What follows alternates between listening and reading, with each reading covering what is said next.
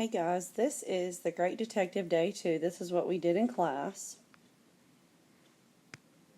Alright, so we talked about what our first impressions were. Is this detective really a great detective? And of course, we brainstormed different names for this detective besides the great detective. We talked about how that he might be called the worst detective, the craziest detective, several different things along those lines. So we brainstormed that today in class.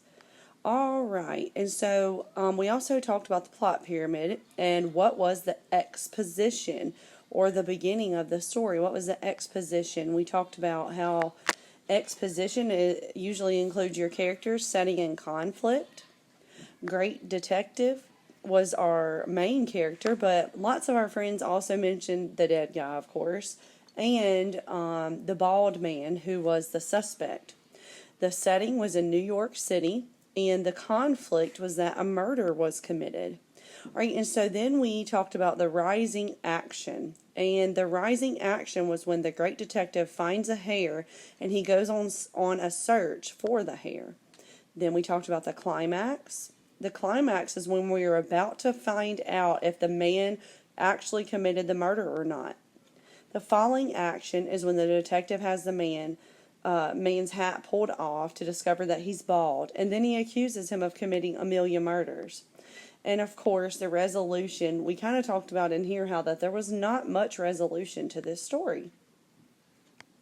So then we went over the quick review. What clue does the detective find on the dead man's coat? The clue was a hair. What does the detective try to do to try to find the murderer? He searches New York for a man that had lost a hair. Who is the suspect that the detective identified? A man dressed as a tourist wearing a hat. What happens when they take off the suspect's hat? The man was bald. All right, these were your vocabulary notes, and I uploaded them to the Google Classroom if you need them. And for those of you who were not in class, I also asked our friends to create your own ending. Most people were highly upset with the ending because they thought it was ridiculous that he blamed the bald man just because he didn't have any hair. So I asked the friends to write a short paragraph, or it can be as long as you'd like, but it at least needs to be a short paragraph, 3 or 4 sentences about with your own special ending. And so write a satisfying ending to this story. It can be funny, it can be dramatic, it can be a big twist, whatever you prefer, but write an ending to this story. And it is for a grade, so if you're at home and you're not able to be here in class, then try to upload it onto Google Classroom or email it to me, and I will put that grade in for you.